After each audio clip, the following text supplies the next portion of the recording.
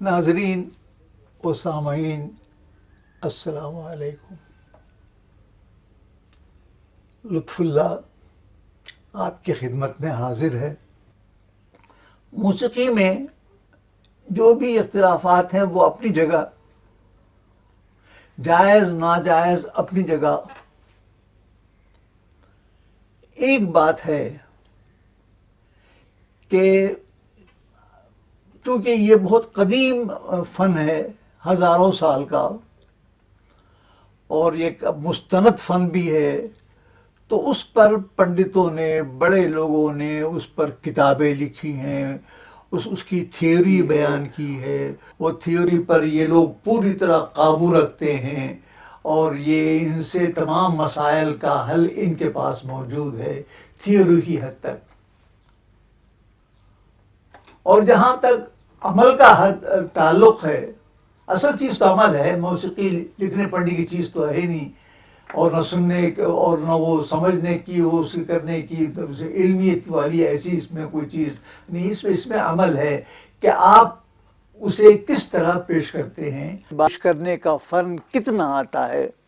یہ عجیب صورتحال ہے موسیقی کے ساتھ کہ جہاں تھیوری پر پنڈتوں کا قبضہ ہے، وہاں جتنا بھی اب تک گایا گیا ہے، جتنے بڑے بڑے لوگ گانے والے پیدا ہوئے ہیں، وہ 100% تو میں نہیں کہوں گا، 2-4 کا استثناء رکھ لیجئے، باقی تمام تر گانے والے مسلمان ہیں۔ یہ مسلمان گویوں کی برتری کے بارے میں یا ان کے عملی رہبری کے بارے میں ایک ہمارے یہاں وہ تھے، ایک پنڈت گزرے ہیں، آچاریہ برہسپتی، انہوں نے یہ کتاب لکھی ہے مسلمان اور بر صغیر کی موسیقی۔ اس میں انہوں نے صاف صاف حوالوں کے ساتھ، تاریخوں کے ساتھ انہوں نے ثابت کر دیا ہے کہ جتنے گانے والے ہیں، جتنے گانے والے تھے اب تک ہوئے ہیں بڑے بڑے لوگ، وہ سب کے سب مسلمان تھے۔ یہ بھی ایک بات بھی ان کے میری بات میں فیور میں جاتی ہے کہ برہسپتی صاحب نے بھی اسے کہا ہے، اور لوگوں نے بھی کہا ہے، اور واقعہ بھی یہی ہے۔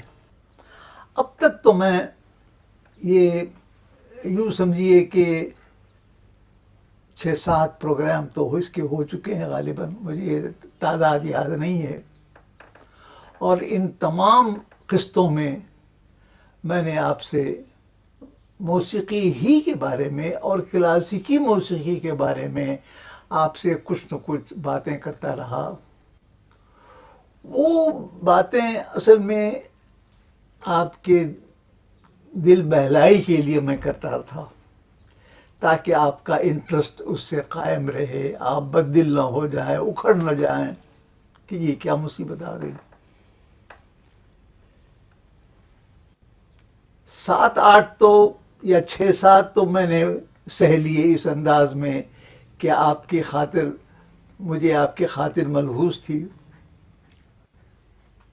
آج طبیعت چاہتی ہے کہ ایک بھاری ڈوز دیا جائے، ایک کڑوا گھونٹ پلا ہی دوں میں، اور ساتھ ساتھ یہ بھی بتا دوں کہ آئندہ اس قسم کے میں کڑوے گھونٹ آپ کو نہیں پلاؤں گا۔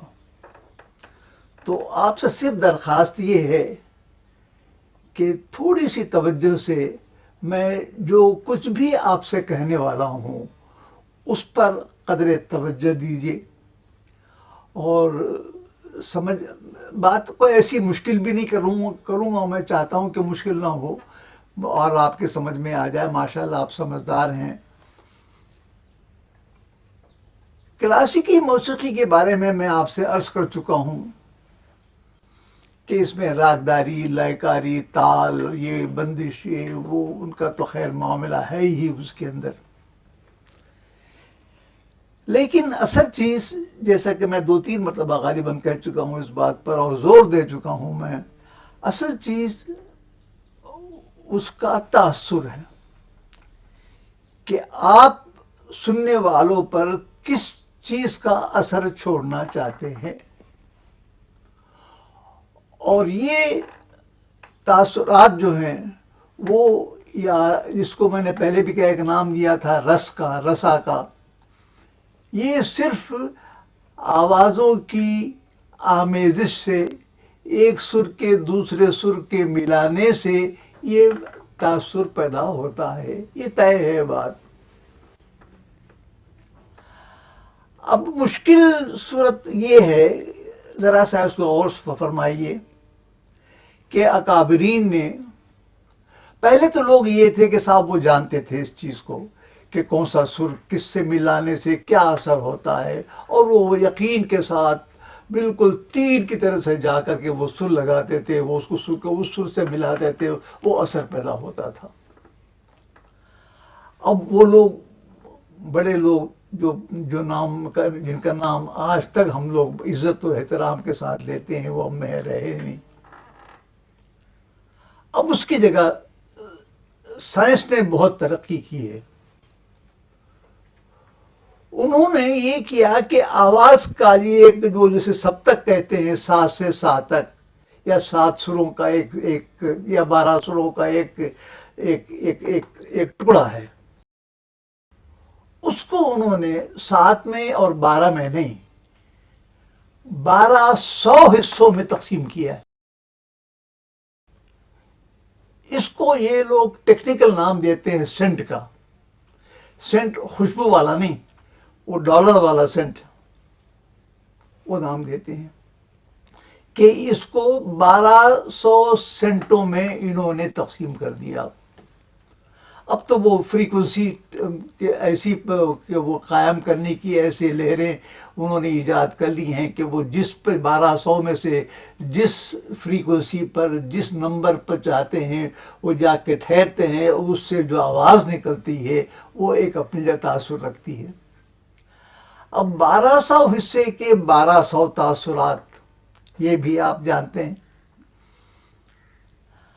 انہوں نے یہ کیا ہے، راگداری جو اصل چیز ہے وہ یہ ہے کہ بڑے لوگوں نے، بزرگوں نے جو اس کے ماہر تھے، ساری زندگیاں انہوں نے صرف کر دی، اور اللہ تعالیٰ نے ان کو ایسا دماغ دیا تھا، ایسا علم دیا تھا کہ وہ ایک آواز کو دوسرے آواز سے ملا کر کے جو اثر چاہتے تھے وہ پیدا کر لیتے تھے اور آپس تالی کر دیتے تھے. کوئی ایک راگ کو لے لیجیے آپ، سر تو وہی 12 ہیں، اوپر نیچے 7 ہیں، 7 کو وہ اوپر نیچے کر کے انہوں نے 12 کر لیا، اترے چڑھے کو. اب ان سروں کو انہوں نے کہا کہ صاحب ایک چیز کو مثال کے طور پر، تو اس حساب سے کچھ تقریباً ایک سر اور 2 سر کے درمیان 258 حصے بنتے ہیں تقریباً، کسی کے کم کسی کے زیادہ. وہ 258 حصوں میں سے ایک حصے کو وہ لوگ لیتے ہیں، دوسرے سر کے 258 یا 260 حصوں میں سے ایک سر کو لیتے ہیں، اس سے اس کو ملا دیتے ہیں. پھر اس کے بعد میں تیسرے سر کے اتنے ہی بہت سارے حصے ہیں، اس حصے میں سے ایک حصہ لے کر اس میں شامل کرتے ہیں. کبھی آگے کرتے ہیں، کبھی پیچھے کرتے ہیں، کبھی سیدھا جاتے ہیں، کبھی الٹے آتے ہیں.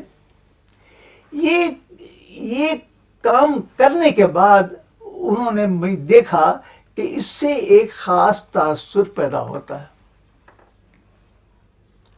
اس تاثر کا انہوں نے ایک راگ کہا، صاحب یہ راگ ہے اور اس کا نام ہم یہ دیتے ہیں، درباری دیتے ہیں، کلاوتی دیتے ہیں، یا جو چاہے، ان کے ہزاروں نام ہیں اس کے نام.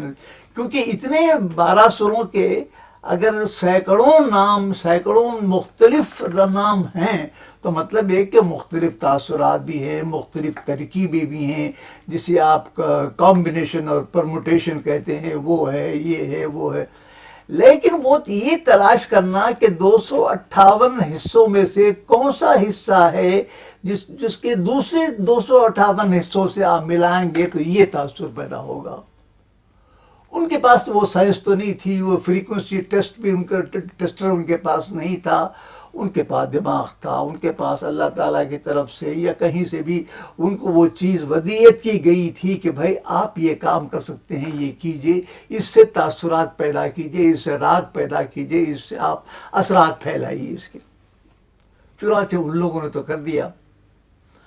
اب ہم جو اس کے شوقین ہیں یا سیکھنا چاہتے ہیں یا کچھ کرنا چاہتے ہیں، تو ہم میں سے کوئی اس بات پر وہ نہیں ہے، قادر نہیں ہے کہ وہ ایک سر کو اتنے سر حصوں میں سے ایک سر نکال کر کے دوسرے سر سے ملائے، اور یہی نہیں کہ جب چاہے وہی سر نکالا جائے اور اسی سر کے ساتھ ملایا جائے۔ یہ بڑا مشکل کام، یہ مشکل کام ہے۔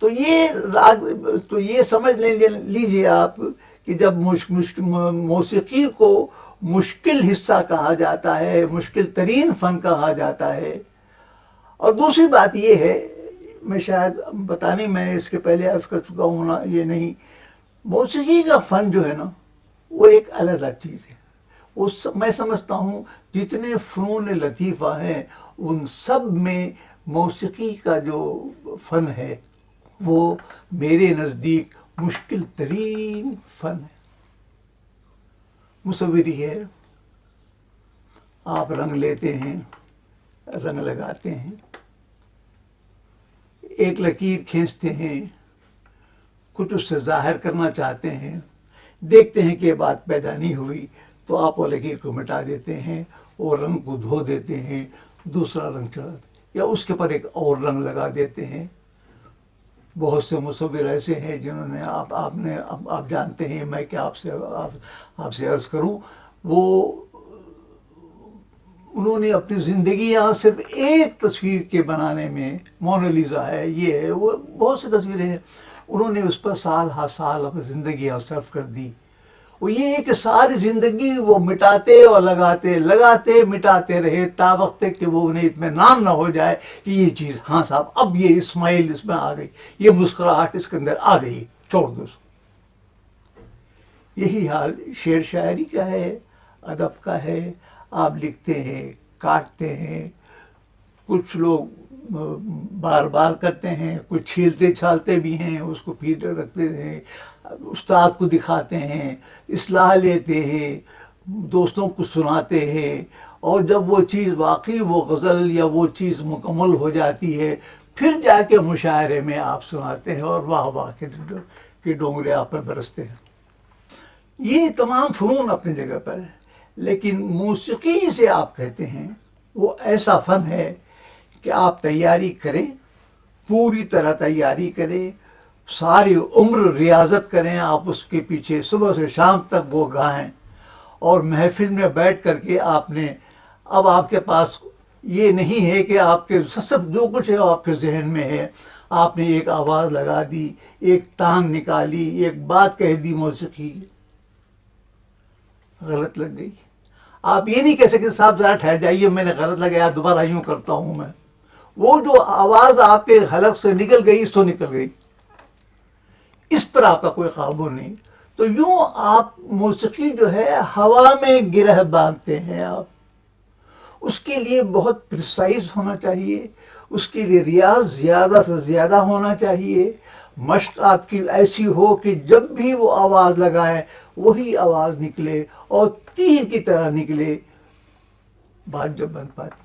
تو اس لیے میں سمجھتا ہوں کہ فن موسیقی جو ہے وہ مشکل ترین فنون لطیفہ میں مشکل ترین فن ہے۔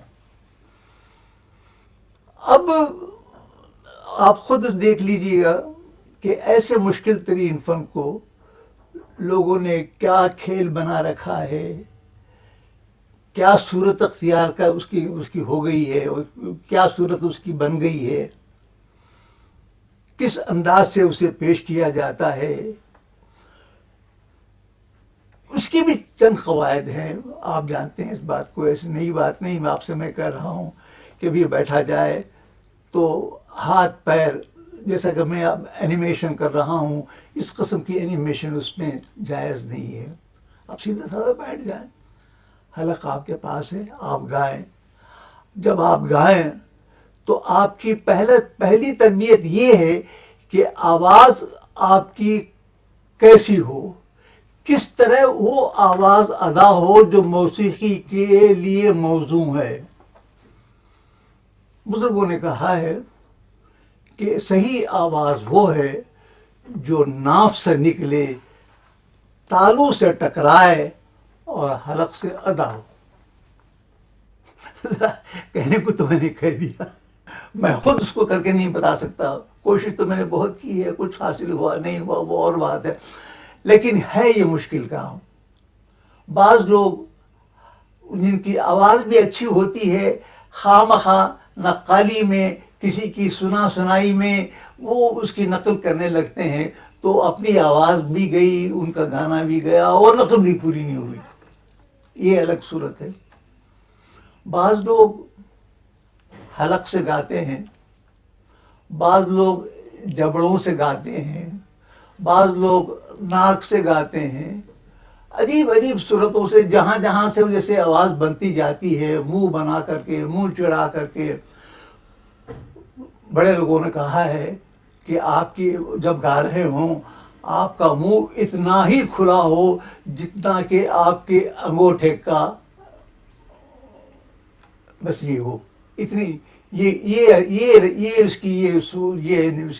اس کا معیار یہ ہے کہ آپ کا منہ صرف اتنا ہی کھلے جتنا کہ آپ کا انگوٹھا ہے۔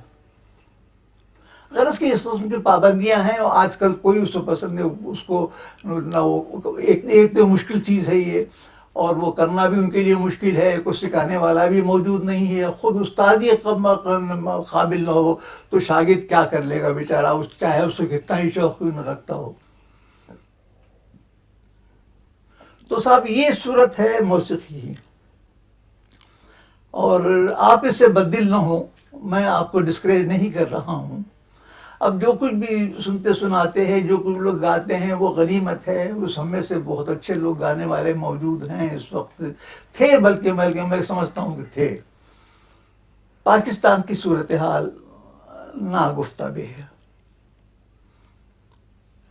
ناگفتہ بہ اس لیے اس انداز میں ہے کہ پہل جب ہم پاکستان میں آئے تھے، اب تو 60 سال گزر چکے ہیں، پہل ہم آئے تھے تو خود پاکستان میں کچھ لوگ باہر سے بھی آ گئے تھے، اور کچھ یہاں کے لوگ بھی موجود تھے، اچھے گانے والے تھے، اچھا ساز بجاتے تھے، ساز کو اچھی طرح بجاتے تھے۔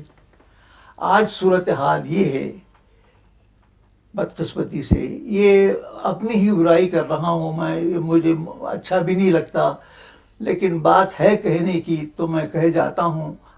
سچ بات تو یہ ہے، ہم میں سازوں کا بجانے والا اس وقت کوئی خاص آدمی نہیں ہے۔ ایک آدمی نے بانسری بجا دی، اور کہیں بانسری نہیں ملتی۔ ایک سے تو ملک نہیں بنتا نا، ایک سے تو آرٹ نہیں بنتا، چند ہوں، 20-30 ہوں، 10-12 ہوں بانسری والے، سب کا سب ہمارے یہاں بھی بانسری والے ہیں۔ ستار کو لے دے کے 2-1 ہمارے یہاں موجود ہیں، اچھا بجاتے ہیں، غنیمت ہیں، لفظ غنیمت کا استعمال کر رہا ہوں کیونکہ اس کے مقابلے میں دوسرے ملک میں اس سے بہت بڑے بڑے جینٹس موجود۔ آپ اس کا کیا کہتے ہیں اس کو، پکھاوج کر لیجیے آپ، پکھاوج کا بجانے والا کیا، پکھاوج ہی ہمارے یہاں موجود نہیں ہے۔ 2-1 تھے، انتقال ہو گیا ان کا، اور وہ ہے ہی نہیں۔ تو صاحب ہمارے ہاں نہ شہنائی ہے، نہ فلوٹ ہے، نہ بین ہے، نہ پکھاوج ہے، جو جس اب تو سرنگیے بھی گزرتے جا رہے ہیں۔ پہلے ہمارے ہاں بہت بڑے بڑے لوگ تھے، بندو خان صاحب وہاں سے یہاں آ گئے تھے، ظہوری خان صاحب تھے، وہ صاحب تھے، یہ صاحب تھے، کئی لوگ ہمارے یہاں موجود تھے، لطفو خان صاحب تھے، اب ان میں سے کوئی ہمارے یہاں نہیں ہے، اور نئے آ نہیں رہے ہیں۔ یہی حال گائکوں کا ہے۔ اچھا وہاں ہمارے ہاں وہ حبیب علی خان صاحب تھے جو وشد بین بجاتے تھے، بہت اچھے بجاتے تھے، وہ بھی ہم میں نہیں رہے۔ یہی حال گانے والوں میں اب ہوتا جا رہا ہے۔ نزاکت سلامت ہمارے یہاں نہیں ہے، امانت بھی نہیں ہے۔ فتح علی خان صاحب زندہ ہیں، اللہ انہیں زندہ رکھے۔ بہت سے لوگ ہمارے یہاں گانے میں اچھے تھے، اور ستار بجانے میں شریف پونچھ والا صاحب تھے، ان کا دم بہت ہی غنیمت تھا، بہت اچھا بجاتے تھے، اب وہ بھی ہم میں نہیں رہے۔ یہ اس کی وجوہات کئی ہیں، اب میں اس میں جاؤں گا تو سوائے وہی وہ اختلاف والی وہ جھگڑے والی بات کی اور کوئی بات نہیں پیدا ہوئی، میں اس پہ نہیں جاتا۔ بہرحال صورتحال یہ ہے، کچھ امید افزا تو کیا، بہت ہی مایوس کن ہے۔ لوگ کہتے ہیں کہ صاحب اس میں وہاں پہلے رجواڑے تھے، وہ اس کی سرپرستی کرتے تھے، آرٹسٹ کو بلانے کے لیے اپنا ہاتھی، خاص ہاتھی ان کے دروازے پہ جاتا تھا اور ان کو لے کے آتا تھا۔ ایک صاحب کا ذکر میں آپ سے عرض کروں، کسی رجواڑے میں تھے، وہ اس راجے کا یا مہاراجے کی سالگرہ تھی، سب کو بلایا گیا، سب لوگ آ گئے۔ وہ جو ان کے خان صاحب تھے، خاص طور پر بڑے خان صاحب جو بھی گانے والے تھے، وہ نہیں آئے۔ درباریوں نے کہا کہ حضور وہ ابھی تک نہیں آئے۔ کہنے کہ بھئی ایسا نہیں، ان کے لیے ہاتھی بھیجو، جا کے لے آئے۔ ہاتھی ان کے پاس گیا، جھومنے لگا کہ آئیے۔ گھر میں بیٹھے کہلا بھیجا، آج میرا گانے کو طبیعت نہیں چاہتی، جاؤ ان سے کہہ دو کہ میں نہیں آتا۔ اب ڈرتے ڈراتے آئے وہ درباری، آگے انہوں نے ملائم سے ملائم الفاظ میں ان کی جو ان کا اندیا تھا وہ ظاہر کر دیا۔ مہاراجا کے پیشانی پہ ایک بل نہیں آیا۔ اس نے کہا اگر ان کا موڈ نہیں ہے، وہ نہیں آنا چاہتے ہیں، نہ آئے، پھر کبھی ہم سن لیں گے، وہ ہمارے ہاں ہیں، یہی بات ہمارے لیے باعث فخر۔ ایسے لوگ تھے جو سرپرستی کرتے تھے۔ دیواس تھا، بروڈا تھا، میسور تھا، اور کشمیر تھا، اور جگہ جگہ پر جتنے رجواڑے تھے سب اس کی سرپرستی کرتے تھے۔ انہیں فخر ہوتا تھا کہ صاحب ہمارے پاس فلاں خان صاحب ہے، ہمارے پاس فلاں خان صاحب ہے، ہمارے پاس فلاں فنکار ہے۔ اب وہ بات رہی نہیں، رجواڑے رہے نہیں، شوقین رہے نہیں، حکومت ہے، اس کی اپنی ترجیحات ہیں۔ میں کوئی نامناسب کمنٹ کرنا بھی نہیں چاہتا اس معاملے میں، کیونکہ بڑا سا نازک معاملہ ہے۔ یہ حکومت نے کوئی اس کی سرپرستی نہیں کرتی ہے، ان کے اپنے وجوہات ہوں گے۔ آج کل جو حکومت ہے ہمارے ہاں، اس میں تھوڑا سا ایک روشن خیالی کیا روشنی دکھائی دے رہی ہے۔ اب وہ روشنی کو اس وقت پہ لایا گیا ہے جبکہ ہمارے ہاں کوئی تھا نہیں۔ میں آج بھی ان لوگوں سے یہ کہتا ہوں کہ جس حالات میں ہم پہنچ چکے ہیں، اگر حکومت بھی یہ طے کر لیتی ہے کہ صاحب ہم اس کی سرپرستی کرتے ہیں، آؤ اس کو قائم کرو، اس کو فروغ دو، اس کی تبلیغ کرو، اس کی ترویج ہو جائے، میں کہتا ہوں ٹھیک ہے۔ آپ نے ایک ہندو جم خانہ لے لیا مثال کے طور پر، اس میں کلاسیں قائم کر دی، اس میں فرنیچر لگا دیے، ساز آپ کے پاس نہیں تھے، ساز آپ نے ڈھیروں ساز بلا کے رکھ دیے آپ نے، اور اعلان کر دیا کہ یہاں موسیقی سکھائی جائے گی۔ شاگرد شوقین جوق در جوق آنے لگے، انہوں نے اپنا آپ کو انرول کر دیا۔ سوال یہ ہے کہ سکھانے والے آپ کے ہاں کون رہ گئے ہیں؟ کون ہے جو ان کی باقاعدہ کلاسیکی موسیقی میں چاہے ساز کی ہو چاہے آواز کی ہو تربیت دینے والا کون ہے؟ تا وقت ہے کہ آپ باہر سے امپورٹ نہ کریں ان پنڈتوں کو، ان لوگوں کو، ان ڈاکٹروں کو جنہوں نے ڈاکٹریٹ کیا ہے موسیقی میں، وہ آئیں اور آپ کو سکھائیں۔ ایک معاف کیجیے گا، میں آپ کے سامنے ایک بڑی بری تصویر پیش کر رہا ہوں، لیکن یہ واقعہ ہے، اس کو آپ کڑوا گھونٹ سمجھ کے پی جائیے۔ بس امید رکھیے کہ شاید کچھ بھلائی کی صورت نکل آئے تو نکل آئے، لیکن ان حالات میں مجھے تو آپ مایوس سمجھیں۔ معافی چاہتا ہوں کہ میں نے آپ کا وقت بھی لیا، کچھ کڑوی باتیں بھی کیں، کچھ مشکل صورتیں بھی اختیار کیں. یہ اس پروگرام کے لیے یا یہ جو چل رہا ہے اس دور کے لیے یہ باتیں اور ایسی چیزیں میں سمجھتا ہوں یہ ضروری تھیں. اس کو میں نے مجبوراً ادا کر دیا ہے. اب ذرا سا سننے کی طرف آتے ہیں جس کے لیے آپ منتظر ہوں گے کہ بھئی یہ کیا باتیں ہو رہی ہیں. اب تک کچھ تو سناؤ ہم کو. میری فہرست پر اب پروین سلطانہ ہے. میرے لیے نسبتاً یہ نیا نام ہے میرے لیے، کیونکہ یہ نام میں نے پاکستان میں آ کر کے سنا. جب تک ہندوستان میں تھا یہ نام نہیں تھا. ممکن ہے کچھ گاتی باتی ہو، لیکن یہ شہرت اس خاتون نے حاصل کی اور بڑی اچھی شہرت پائی.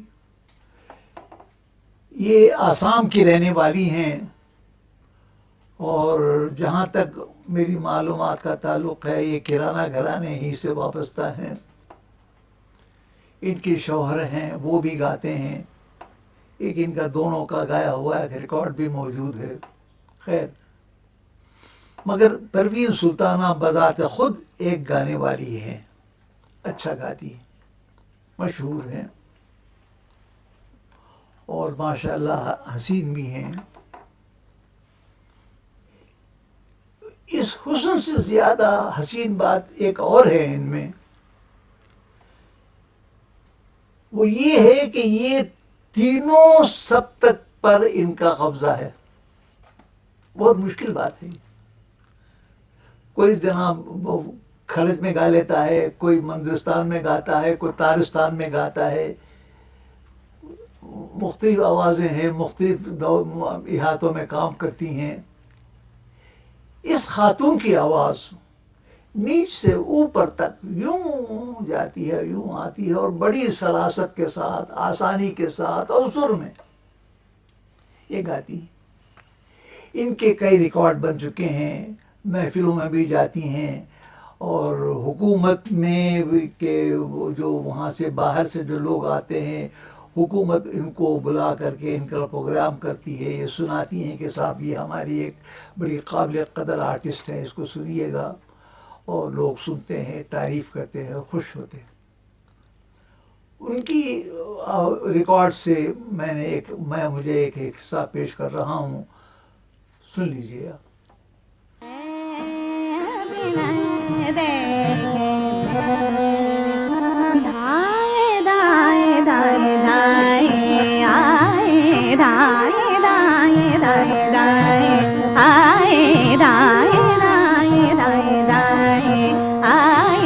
سب مل سجان منگل گائے، سب مل سجان منگل گائے. دھائے دھائے دھائے دھائے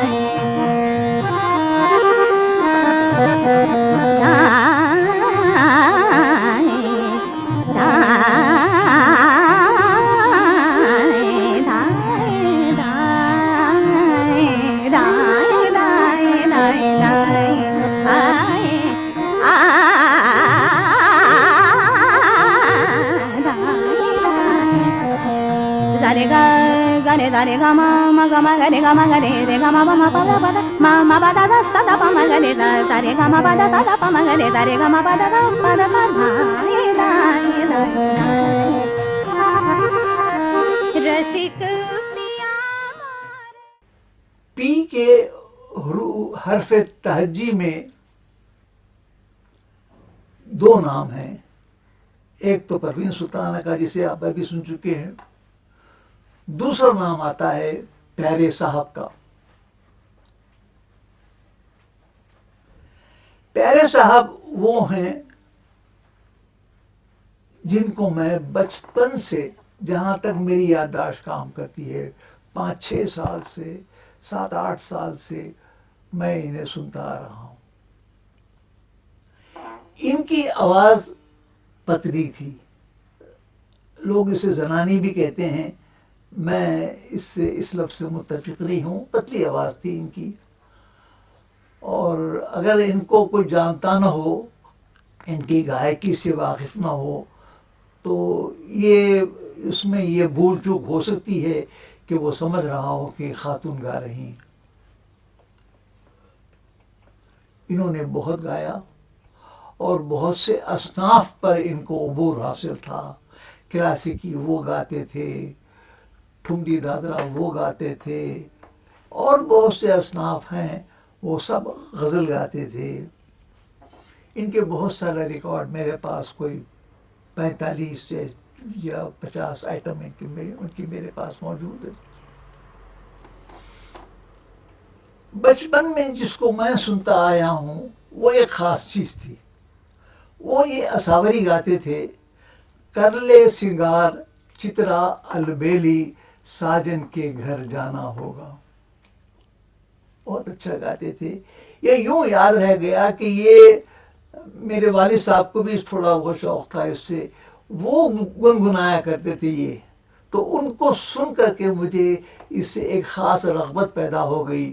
چنانچہ جب گرام فون آیا تو میں نے خاص طور پر اساوری کا ریکارڈ لایا اور اس کو سنا میں نے، اور بہت خوش ہوا۔ پیارے صاحب، مجھے خبر نہیں کہاں تک صحیح ہے، لوگ کہتے ہیں صاحب پاکستان بننے تک زندہ تھے، پاکستان بننے کے بعد یہاں آئے، یہاں ان کا انتقال ہوا، لیکن کہیں سے مستند مجھے اطلاع نہیں ملی ہے، لہذا میں یہ نہیں کہہ سکتا کہ ان کا انتقال کہاں ہوا۔ بہرحال اب آپ پیارے صاحب کا انداز موسیقی، انداز گائکی آپ سن لیجیے۔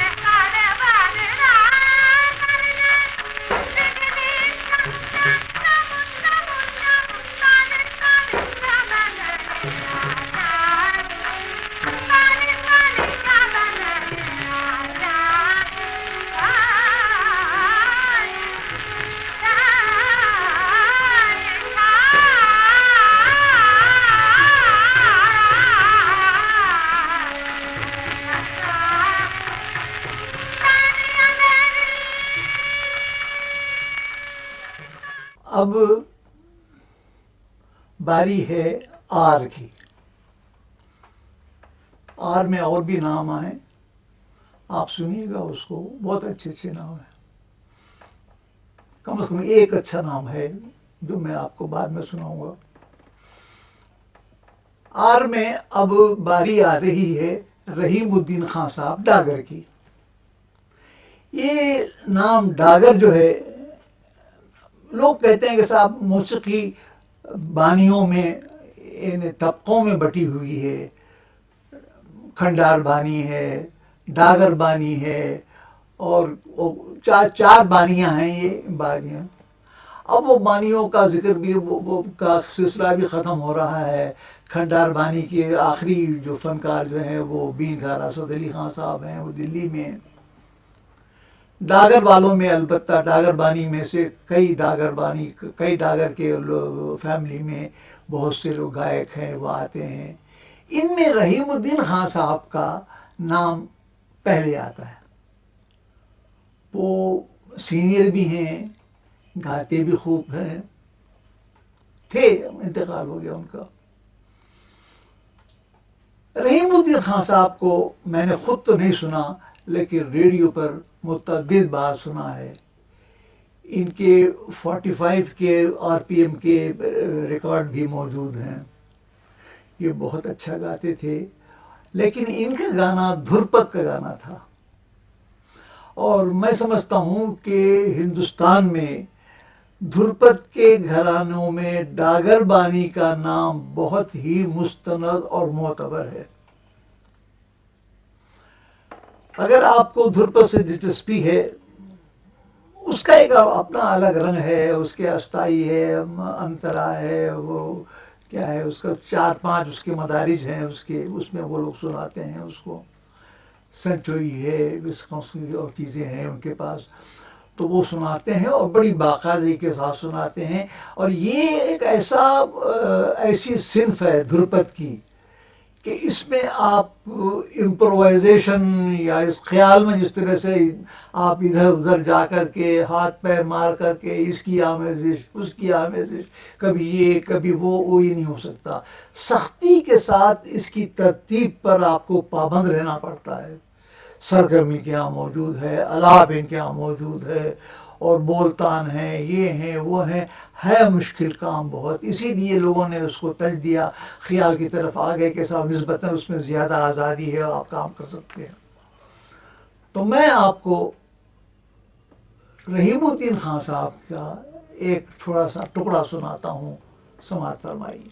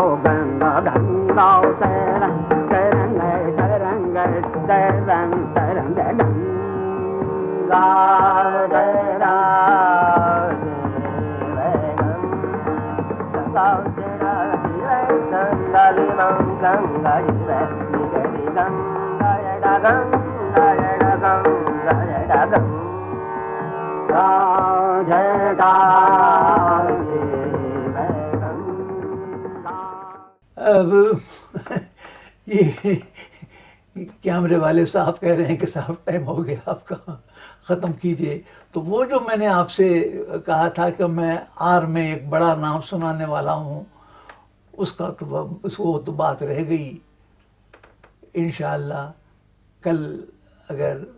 کل یا نیکسٹ پروگرام میں، آپ کے دوسرے آنے والے پروگرام میں اگر میں زندہ رہا، سنانے کے قابل رہا، تو انشاءاللہ حاضر ہوں گا اور سنانے کی کوشش کروں گا. خدا حافظ.